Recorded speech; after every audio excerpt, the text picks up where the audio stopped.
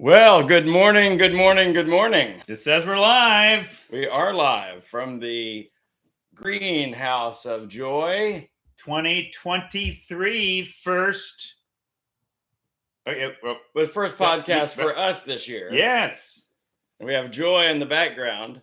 We do have joy in the background. Joy. So there's that, which is good. And you have your fun TV on the wall back there, which has the Pastords up there. Yep, I'm gonna sit there. I'm gonna tip it where you can't tell much, but that's okay. Listen, we just decided resolution in 2023. We're going high tech. We're going high tech. Like look at this. This whole studio we've created. Yes. This is just. We're taking it up another notch this year. This is not a living room. This is a studio. For our listeners and viewers out there, we appreciate you so much. So how many years have we done the Pastords now, Rod? I'm the wrong person to ask. Okay. I'll throw out. I think it's been 2.5 years, maybe. I think we started it early in the pandemic. Probably, as I always know, to go, more than I think it is. And let's see, we've had one sponsor. So if we're looking at our archives. Are we doing a historic? This is the historic edition. All right. So season 11, we've episode 1. Oh, Roger. And it's 11/1 today. Oh, it's January 1. January 1. Well, so it's 1/11, not 11/1. So 1/11, 11/1. This is big. It's the number of God. Oh, okay. Yeah. Look it up. It's called Theomatics. It's fascinating. What's also 111, number of God. 11 is also the number of total views we had last year. Really? We're up to 11 views. That's double digits. I was so pleased with that. And we added 1 subscriber. Yeah, there we go. So this is getting eerie. It's been an extraordinary year. This is weird. Now, I will say, I'm going to call this, we got a lot of funeral feedback yesterday from people. I say funeral feedback. Yeah, let's tell our viewers why we're talking about a funeral. So the last 2 days, we were a part of experiencing the memorial service for our Aunt Jessie, who was just shy of 94 years old. Extraordinary lady. Our mom's sister. And it was just a beautiful 2 days. We were with cousins. We were with cousins of cousins. We were with nieces and nephews twice removed from second cousins. But it was great but we found out. What did we find out, Bruce? Unknowingly, unbeknownst to us, people are listening to the podcast around the globe, and it's not showing up. But some of you people are secretive, and you don't want people to know, and we understand. But it was encouraging. Keep up your covert listening. It was encouraging because we got a lot of feedback. There's some people that think it's a little long, because we run around 45 minutes. People in the comment section could. That's what I was thinking. Okay. Great minds think alike. Oh, my, and you and me too. So some people think it's too funny and it takes us too long to get to the serious stuff. The real stuff, the serious. And I just told them, well, just scroll ahead 15 minutes. That's probably, you can always go backwards if you need to, but just scroll ahead 15 minutes, see what you get. But I'm going to tell you, we're not always so predictable. Sometimes we've hit like a serious vein very early and then gotten into laughable. Yeah, was Jesus God? Okay. Boom. Just got to throw that in there right now. I feel like this is the time for a joke. No. But other people said, no, I love the front end because it's just funny and it makes them laugh. And they're like, this is good. So I've had people say, actually, they listen to it more for the laughs than any substance because maybe they may not feel like there isn't a ton of substance. They just like the laugh track. I just lapsed into depression. So you're saying that the insubstantivity of our podcast. Insubstantivity. Yeah, you got to actually pronounce that correctly. It's actually what draws people in, which is good. I had fun. So speaking of the funeral, the part of my fun was Bruce and I traveled together. So my wife Joy could only come up on Monday for the funeral, but there was also the graveside on Tuesday. And Bruce and I were asked to be pallbearers, honored to do so. So we decided we're going to make a 2-day trip of it. And Bruce said, I can get some motel. But what was no, not going to get you a motel. No, that's right. I don't get motels. Roger gets motels. I get hotels. The difference being motels have exterior doors. I didn't even know the difference between a motel and a hotel. So I just use the terms interchangeably, which Bruce insists you can't do. So there was this fun conversation. I realized, and I can guarantee our listeners fall in the categories, but by personality, different people lean towards extravagance or abundance or frugality and thrift. And so we had a kind of... Where do you and I fall on that continuum? All right, so I'm going to give some scenarios. Yeah, here we go. So let's try. What lodging are you likely to stay at when you're taking trips? Hotels. Right. Motel 8 for me. Yeah. Or, now, not one of those creepy ones. Sometimes Motel 7. Right. It's going to be at least a 2-star because I'm not going to subject my wife to a 1-star because I'm not that kind of person. But whereas I'm definitely a 4- and 5-star hotel person that has interior doors. Bruce is getting his rooms off points. I'm getting mine off pennies. That's true. So without the so in other words, I stayed in the nicest motel. No, hotel. Can't do it. Can't. I keep this. I had nothing to compare this to. It was so different than a Motel 8 or 6 or 6.5, whatever. So it was free to us. Econo Lodge. Because I've got a billion points because I travel so much. But it was normally $190 a night. Which would normally make Roger throw up. He's like, absolutely not. How much a night? 190. Yeah, that's a lot of money. That's a lot of money. But it was free to us. So that was good. Okay, and we got 2 free drink vouchers, which is always fun. Yes, that was fun. I was thinking about eating out or eating in. Yeah. I'm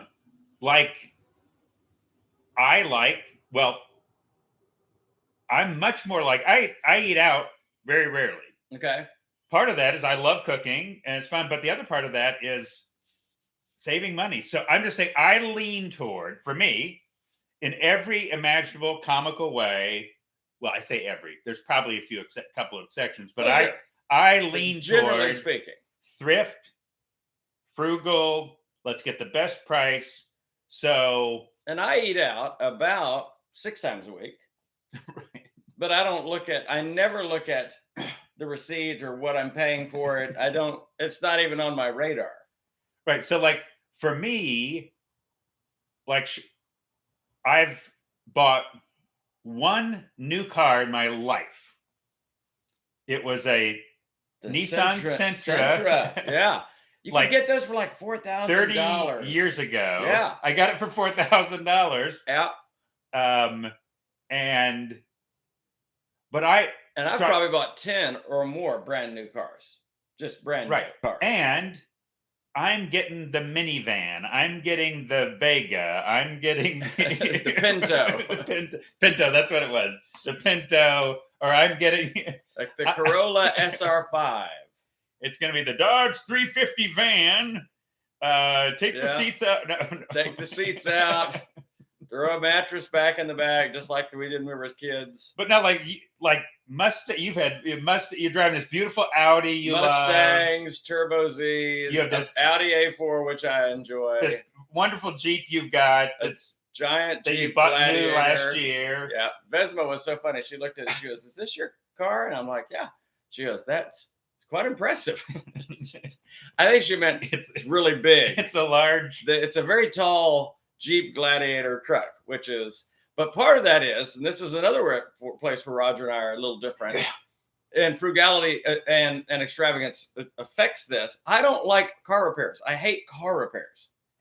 I hate house repairs. Do I even need to get started on that?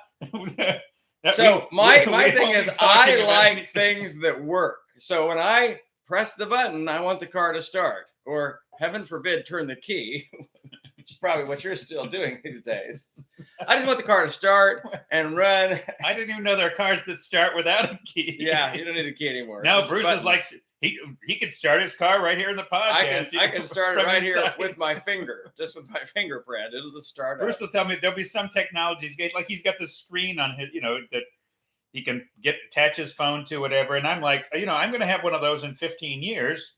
When the technology is, you need to learn now. 20 years old. But so by that point, cars will be self-driving, and you'll be one of the few people that is still driving. So Roger's closet. So again, Roger's closet is literally 2 feet wide, and there's some space in there for clothes to move around. I've like owned this shirt probably 30 years, pretty close to it. It's whereas I've owned this shirt for about 1 month. This was my Merry Christmas gift to me. I've owned the pants for a couple of months. I got those last year for my trip to Peru. Bruce went to Kohl's the other night, a couple nights ago. I haven't been to Kohl's since the Carter administration. I went to Kohl's because so now that I'm in the tiny house next to Roger, my closet is 3 feet wide. Now I can get a lot in there. Okay, I'm not gonna lie, I can get a lot in there, but all of my dress clothes, like wedding and funeral clothes and dress shirts and sport coats, all that were at the farm. Well, the night before we're supposed to leave for the funeral, where we're being pallbearers, and I'm like, I need a sport coat for that. I'm like, oh my gosh, all that's at the farm. So I'm like, it's an hour away and then an hour back. I'm like, I'm not doing that. So ran over to Kohl's and got a navy blue sport coat, which I needed anyway, because that goes with just about anything, jeans, khaki, whatever. And a white shirt and a nice little tie with it. And so I haven't bought a new coat or a new shirt in years. I mean, it might be a thrift store, it might be estate sales. I'm going to estate sales all the time. So I've gotten actually even some new shirts. Oh yeah, estate sale. Unopened stuff. I'm buying golf shirts or whatever, but they're costing $1 or $2. So there's, there's just so many ways that we're different on that front. So and there's different values that drive why we're different on that front. Right. So, but the fun question, if we're bleeding into that serious portion that some of you now want to tune into. Oh yeah. How far are we in? Yep, 12:40. That's the time you want to check in with the Pastords. So now we're getting serious. Which is more spiritual, frugality or extravagance? Yeah. No, seriously. I saw your face cast out this morning. I haven't listened to it because I was busy washing the Audi because I'm selling it today. And I'm like, the guy needs to look good for it. Fun fact though, I almost never wash my vehicles, but I did 3 days ago, this last weekend, wash our minivan inside and out, cleaned whatever. Another tiny little place where we're different. Well, and I think this is where I'm rubbing off on you in a very positive way. You're cleaning your cars more. I did it once. But you also did it once last year, as I recall. Did I? Yeah, it's clean. I was really impressed. Oh. So I think there's been some positive influence on my part. Whereas I might wash cars once a week, every week. Yep. Just like them to be clean. I feel like a clean car. This is not true. But I feel like a clean car runs better. Or at least looks better while it's running. I think we should answer the question, though, for people. What does God prefer? Does he prefer Bruce's approach? It's more towards abundance and extravagance and spending more and whatever, or Roger's frugality and thrift. I think let's go to the Bible, Raj. The Bible is a good place to go. And we're going to get a very clear answer, I'm sure. Well, it's interesting about, so people of God, when I say people of God, God's children, people that followed God, let's say Old Testament, followed Jesus, New Testament, some of them very wealthy, some of them very poor. I think immediately of John the Baptist, who would be much more like you. This is almost camel hair. And I think at some point we were eating locusts at your house. I'm dead sure he wore shorts. Yeah. Oh, you're very clear on that. You were seeing his legs. Yeah. So I love John. Yeah. And then you would have other people like Matthew that I'm guessing dressed a little more to the nines just because of the world he came out of. Or even when you think about Nicodemus or Joseph of Arimathea, these were followers of Jesus, but much more wealthy. And even when I think Luke 4, or Luke 8, where it talks about these women that were following Jesus, these were women of means, of wealth, right, that followed Jesus and supported his ministry from their wealth. I'm guessing they dressed fairly nice. Right. But again, so it's that, is there a right or wrong? But then I come back to Paul, which is a beautiful thing. He says, I've learned to be content when I've got more than I need, extravagance, or when I don't have quite what I need, lack. Yep. And he's having to be super frugal. And I thought, isn't that interesting? And this is so funny. Second most misquoted verse in all of the Bible, I can do all things through Christ, right, has nothing to do with playing football. Okay. It just doesn't. Or your dance team, or it has to do with this difficult, very hard thing of being content. Yeah. Because that's hard. We talked about this on the way up yesterday.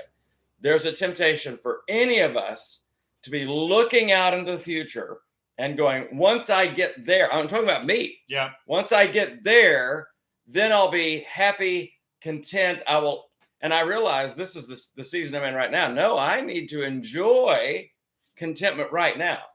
Because ultimately, that's the unreachable it. It's the unreachable it. Because contentment is elusive as long as it's tied to attainment.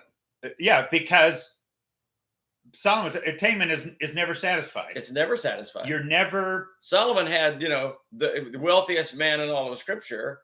And if you think my wardrobe is extravagant, right, Jesus referenced him in terms of an extraordinary wardrobe. He had more wives than I have had dollars. I mean, that's a different podcast. We need to come back to that because there's just so much there. So much there. But yes, it's that you're not going to reach or get. And Paul, at another point, said God has given us all things richly to enjoy. Yes. And Jesus asked both the poor, even the fishermen that followed him, to forsake everything to follow. Yeah. And he also asked the rich young ruler to forsake everything and follow. So how do we, because I do write and speak on the whole thing of surrender. Yeah. And because Jesus says, unless you give up everything, you can't be my disciple. Right.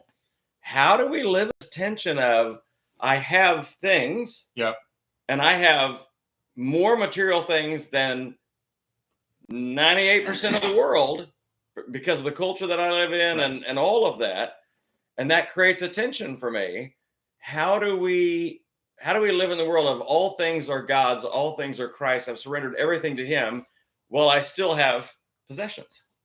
It's a great question. Can I push it back a few minutes into the podcast? Sure. Because I think wrapping with that ends up being the huge question. I want to hang a little bit more time possibly with this tension between the two biblically. Better. Okay. Well, so for instance, because yes, I've given you my biblical answers. So this is fun. The reality is both of these are high values. They're both high values in the pages of the Bible. Yep. They're both high values for Jesus. I realize. So this was just fun. I get to think that Jesus at the wedding at Canaan performs an extravagance miracle. It's his first miracle. This isn't about. That's it. That is an extravagance miracle. It's not a need miracle. No, it's not a need. You're at a wedding feast. And by the way, Jesus had a wedding, and we know weddings involve feasting. They're big meals, and the Jewish weddings, these were 8 days at a time. Right. So, but even any wedding you've gone to, occasionally, maybe you've gone to one, they got a few hors d'oeuvres or something, but most of the time, there's a meal. There's a free bar. But it's about extravagance. So Jesus' first miracle is an extravagance miracle. But I also look at the feeding the 5,000, which was he made sandwiches. It's a minimalist meal. It's a bit, right. So it's like, there's no wine. He doesn't make any wine. Nope. He makes sandwiches. Okay, there's some bread and fish. And so we're going to have some fish sandwiches. And there was, because people are hungry and so Jesus, there's extravagance miracles. There's Jesus commending the woman who pours the perfume, which is an extravagance. But then he commends another woman who gives everything that she has. Or there's the 2 pennies, and there's the frugality moment of, right. If you even offer a cup of cold water to one of these little children in my name, there's reward for that. When he sends, which is a very frugal thing. He sends the disciples out 2 by 2, and he says, "Don't take extra clothes. Yep. I want you to take one pair of clothes. I want you to be super frugal." Super frugal. Which, by the way, Jesus had 1 pair of clothes. But he didn't make that. I just thought that's an interesting set. 1 pair. Pair by definition is 2. 1 pair of clothes. He had 2 clothes. Ooh, that is one of those Englishisms. Well, you could have a pair of socks, but the truth is we don't actually have a pair of underwear. We say it all the time, but I'm not wearing 2 pairs of underwear right now. And what do we call it? Boxers. That sounds plural. Right. It's a boxer. It's a brief. Are you wearing a brief or a boxer? No one wears briefs. I'm wearing 3 layers of briefs right now. This could all go so wrong. We're going to come back. When we come to Okay, so keep extrapolating, because I can tell you're not done. But again, so if you take it even outside of Jesus, we've talked before. I'm sure we've talked on the podcast. Like, feasting is a huge value in the pages of the Bible. I look at Eden. Well, Jesus was, in fact, the Pharisees, when they were trying to diss Jesus, they would call him a glutton and a drunkard. Right. Because he was participating in feasts where there's extravagant eating and drinking. And weren't even John's disciples and the Pharisees, why don't you have your disciples fast? Well, even his disciples were like, why aren't we fasting? Right. It seems like Roger, that's interesting. They were a little concerned that they were being a little too extravagant. Yes. They said, and Jesus said, there is a time coming where you will fast. But right now you're with the bridegroom. Right. And this is a time for feasting. Yes. So some of it's time. There is a time for frugality. Huge. There's a time for extravagance. There's a whole Ecclesiastes. A poem on that. There's a time for abundance, and there's a time for lack. Right. There's a time for extravagance. There's a time for frugality. There's a time for Paul, abundance, what I would call bounty and barely. Because Paul said, I've lived in both of those. There's a time, and this gets to, if we mixing in, like part of your question that you asked is, we've got to walk in the Spirit for what's the season he has called us to. So when I first sensed, Joy and I first sensed that God was leading us to move to New England and start a church. So we move up without a job, but we just sensed that God was moving. Now, looking back, it even looks more kind of, oh gosh, what the heck were we thinking? But at the time, okay, God's lead. But those early years were very lean. So while my personality, that fit, because I was already something, I watched the dollars, whatever. But we were in a season where extravagance wasn't even a possibility. Wasn't on the table. Right, wasn't on the table.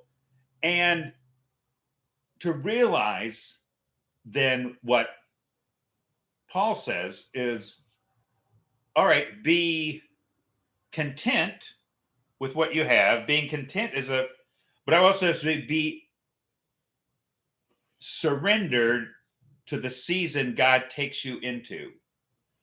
There were times Jesus called the disciples to, okay, just take one set of clothing. Just take, and that's okay. That's the season.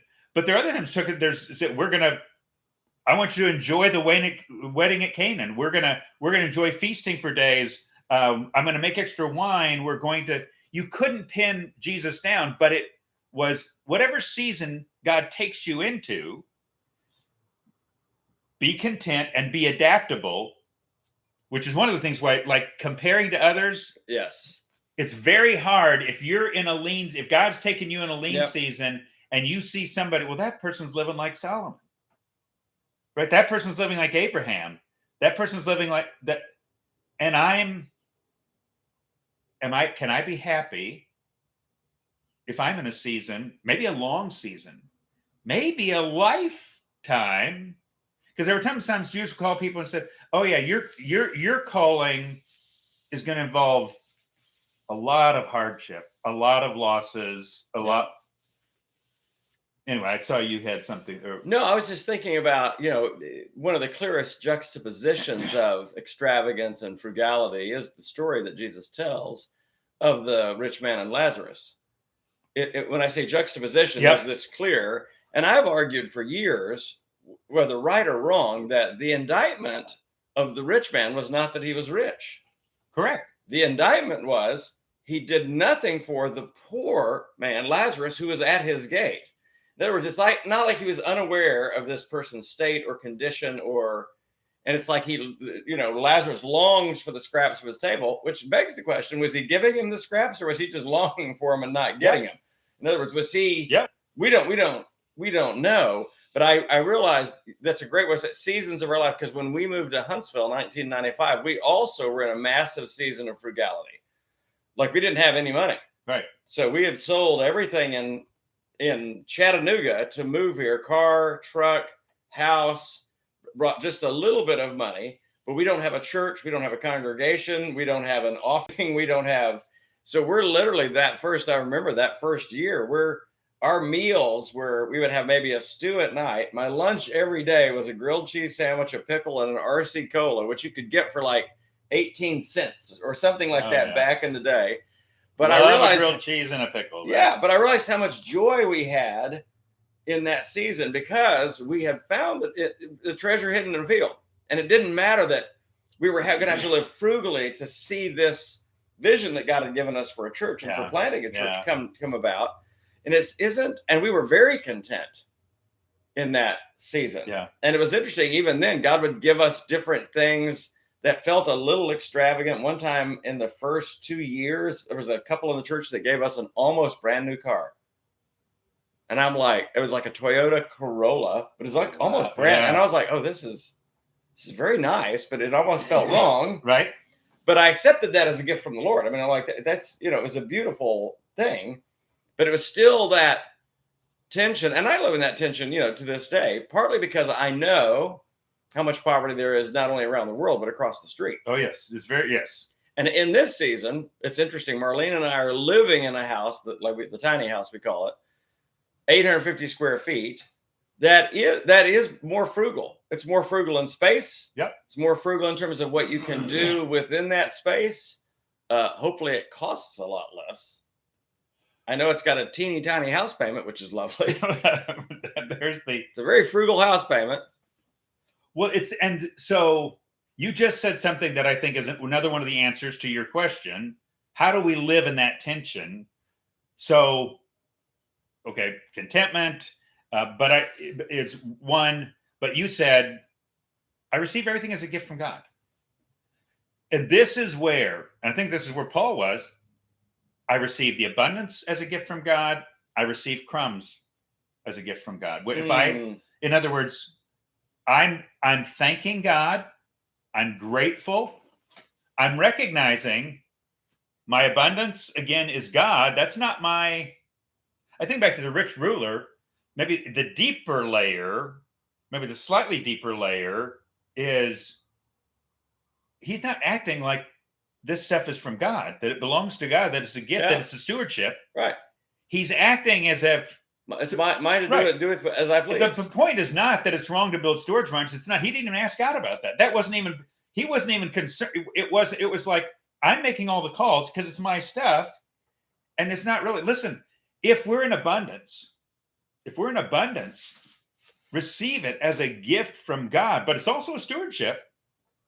And here's what I would add is don't ever let the enjoyment of extravagance deter generosity.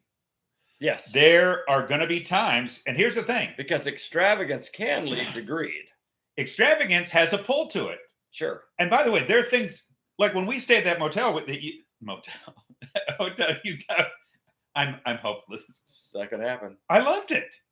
It was great fun. It was great fun. And I could enjoy the extravagance, I'll just say, as a gift from God. Yeah.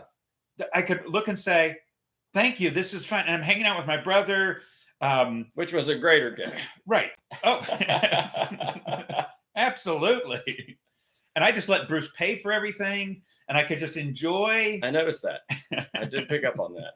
You see how free I am now these days? I can just freely. And so what I'm thinking is I'm going to help you let you pay for the septic system that's going to need to be put in at the Plainview house. Thank you.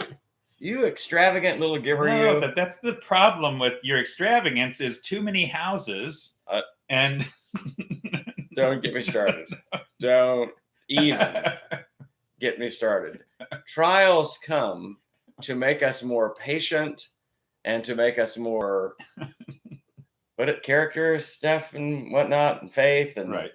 I'm struggling with it right now, but they're good.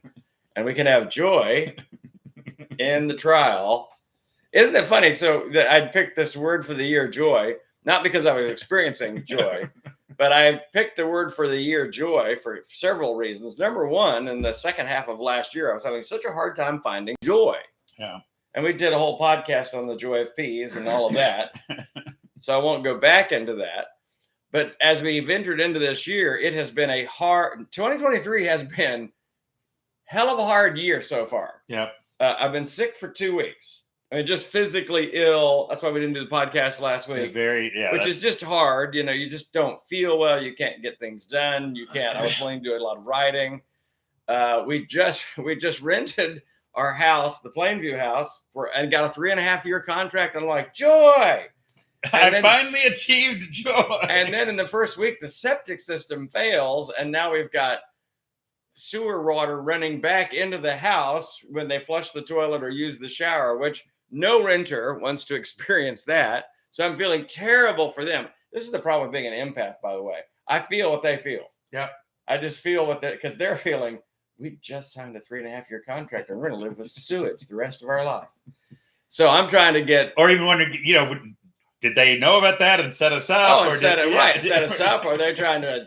Which is your worst. No. I never want to. I want to make sure it's. And then the first bid we got, you're going to love this, was like $18,000. I'm like. For the septic repair? Well, yeah. And I'm like, I'd rather buy a car than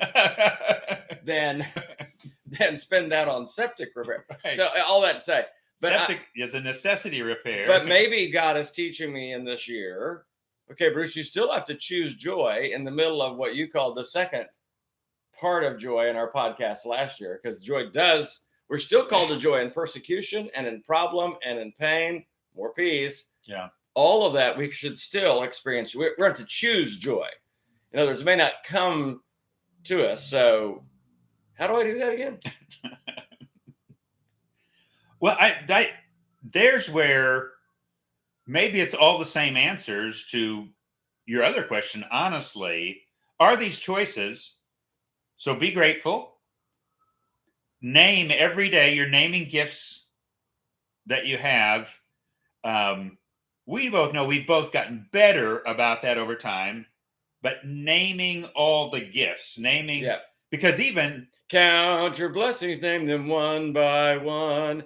Count your blessings, see what God has done. Count your blessings, name them one by one. Count your many blessings, see what God has done. We didn't plan that. That's so fun.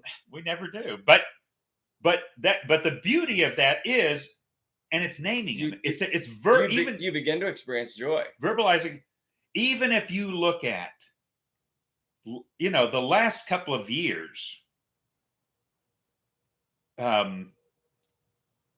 your son is miraculously saved from a horrific car accident. Yes. He ends up marrying this wonderful gal, but you look at different things in your life, and I look even at, we go to a funeral the last 2 days, and it's a reminder of all these gifts. So we're mourning a loss. Yep. But then we're with these family and reminder all these precious friendships and learning from each other. But the more I think part of the reason why Paul could be content, and contentment and joy are so closely. Oh, I totally agree. So closely tied, yeah. Is he counted his blessings. He could name, and he would receive them as a gift from God. And it's like saying, once saying, I can enjoy a hotel, or I can enjoy a motel. Raj, or I can enjoy a tent, which I actually do enjoy. And Raj could sleep in a car. Like if I was choosing, yep, I wouldn't even get in a motel. I'd just sleep in a car. But enjoying what you have. I think another thing is not comparing. Yep. One of the things that's a joy killer, because I might be in a season of lean by God's design. Yep. And I'm looking at this other person, and they can travel. They can do certain things. If their gift comes to time to give gifts, they can give whatever gift they want. They can, and you can start comparing, okay, what you have or what you don't have, and what other people are able to do. Take your eyes off of other people, because that's going to kill. Comparison is the ultimate joy. It's a joy killer. Huge joy killer. Roger, on both fronts. So if I compare my life to someone who I believe whose life seems to be going better, who seems to have more, whose life seems to be easier, I can feel a sadness, a sense of loss. But I'll also say this: if I compare my life to the very poor and those that are struggling and those who are affected far more by inflation than I am, I can lapse into depression, hurting for them. Yep. Comparison on either front is not healthy. I can only be grateful for where God has me and trust that he is going to sustain me whatever comes next. Because we talked about this yesterday. Everything we have could be gone tomorrow. Yeah. Everything we have in this material world could be gone tomorrow. And that's why Jesus even talked about praying. You pray for daily bread. And I'm so much more comfortable with that. About, all right, like right now, our daily bread is, we got to figure out a septic system thing and how to pay for that. But I'm like, I was praying about it this morning, and I'm like, Lord, I have to just give that to you. I don't know what I don't have the answer for that, but I'm trusting you with it. He knew about it. And we've watched God do things, different points, and provide different things. We've had prayers he didn't answer, other prayers that he did, other prayers we were really glad he didn't answer at the time. We've all these. Oh my goodness! That's another podcast. But I'm realizing that joy and sorrow are happening all of the time in our life, and we have to be content. Ease and difficulty are happening at all the time. Sometimes at the same points in our life, and we have to be content with that. There are times where we experience extravagance, and there's times where we experience frugality. We have more than we need. We don't have quite what we need. But learning contentment and learning joy in that, because as we shared this 4 weeks ago, the one thing we can never lose is Jesus. Yeah. Ever. I can never lose Jesus. And as I was talking to my son last week about just some of the things that are going on in our world, and political things that are going on in our world, and wars, and what could even happen in America, and economic collapses. And I said, those are all real, Zach. Those are true. Those could happen. Yeah. I said, but we live in an unshakable kingdom. And I literally just don't worry about that. Yeah. Because I know if there's an economic collapse tomorrow, God will provide each day what we need for that day. What I have today, he gave me. If whatever's taken away, I still have him. He's still guiding. He's still sovereign. He's still taking care of things. Yes. So, I think another odd thing, I didn't think about it until this second. Maybe I don't, and I know I don't lean this as much, but just praying what Jesus taught us, pray, protect us from the evil one. Yeah. In other words, here's the thing. The enemy's a deceiver, and he loves using false narratives. So once we turn my leanness into what are the narratives what are the lies? I'm a failure. If I had more faith, if I trusted harder, that person they've got a better job. They make more money. If I tried harder, there are these narratives. God's punishing you. Yeah. Rather than seeing God sovereignly at work, God might be taking you. There's a time for abundance. There's a time of leanness. God's taking. No, this time of leanness, that's the work of the enemy. No, that's the lie of the enemy. It's seeing. So just learning to pray. Wait, God, don't let me believe the false narratives that the enemy or our culture has. If I'm going through a long stretch of lean, don't believe false narratives, but also don't believe the false narrative that if I'm wealthy, I earned this. I'm a hard worker. This is because because all your hard work and all you've done wouldn't work in Haiti, and it wouldn't work in Ethiopia, and Right. it would, it's parts of India or places where just my hard work. Whatever you put your mind to. Don't start believing the false narratives. Try to start a new company in Yemen that's not arms dealing. Probably not going to be as successful. So you come back to that rich man and Lazarus. Once again, the story. I've produced. Look at all this. My hands have produced. What am I going to do with all these things that I have produced? He's totally unaware that the crops he has and all of his abundance again cycles back to God. He's not grateful. He believes the narrative that it's his rightful thing, that he can do whatever. And he's just believing a lot of lies. We need God's help to sort through. Well, and if God allows you or even causes you to live the rest of your life in a lean place, in a difficult space, which may happen. Jesus' whole life was a lean space. That was the road the Father called him to. Yep. A baptism that his Father called him to. But I love what, and again, with it being a parable, I don't want to overdo the rich man and Lazarus, but he did say, and Lazarus is comforted now. In his life on earth, he was in lack. Right. He was in frugality. He was in leanness. But now he's in extravagance and he's in comfort. So that is where it's healthy to long for our heavenly home, ultimately. And that's even with some of the discussions we had this weekend around the funeral. Yeah. I think it's healthy for us to long for our heavenly home. If we get so comfortable in this world, it's so good to where we're actually like, hey, Jesus, could you just wait on coming back? Because I'm really digging all this. There's a possible problem with that. I think in one sense, I was talking to one cousin, I think it's healthy for us to long for our heavenly home because that's what we're made for.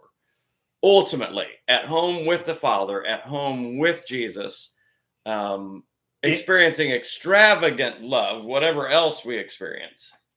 But so the heartbeat of heaven is the Father. But the Father's home, the Bible is an extravagant place. That's what hit me. I mean, so in my Father's house are many mansions. I go to prepare a place for you so that where I am, you will be with me also. Right. Oh, even the story, your favorite story of the father with two sons. Everything that I have is yours. Yeah. That's such a powerful thing. Right now, everything that I have is yours. If you want a fatted calf, just ask me. Yeah. Well, I'd be happy to put that on for you and your friends, because he was like, he had this leanness mindset. I think he was the frugal. Yeah. I think the older brother, like me, was the frugal. He had the leanness mindset. And the young brother was the extravagant. We're going to stay in hotels. He went out and spent his money, whatever.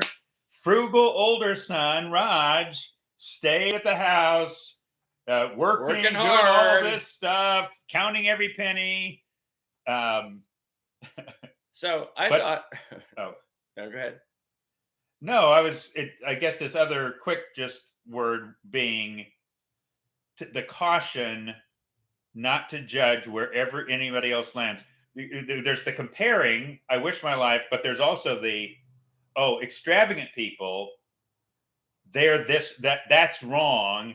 Or lean, where we say, okay, God wants everyone to be rich, or God wants everyone to be lean. Exactly. They have a poverty mindset. That's wrong. Right. Oh, they have a prosperity mindset. Right. That's wrong. And we're buying a false narrative there, where this is also this part of this joy and living in, I'm not called to judge. And I felt this at points because I'm on the lean side. I have felt feelings about people who do extravagance, and I am like Judas at some point. Like, that could have been spent on, we could have given this to the poor, or we could have given this. It's so funny. I realized I was thinking this last night. I've judged people all my life. I mean, just internally just judge people all my life without even thinking about it. It's just happening. So this caution that God is a God of both. God is a God who is a God of feasting, calls us to feast. He's also a God who calls us to fast. We have got to walk in the Spirit today, each day. How do I walk out in the tension of feasting and fasting, of abundance or want? How do I honor you? How do I glorify you? How do I live joy and peace and contentment? How do I choose joy and all of that? And I thought a great little ditty to finish today. I've already got the ditty for the day. Oh, we need our ditty. This just came to me. Bring the ditty. And you said lean. Jack Sprat could eat no fat. His wife could eat no lean. But in between the both of them, they licked the platter clean. It felt better when it was in my mind. Surprisingly unhelpful. I love it. I thought it was great.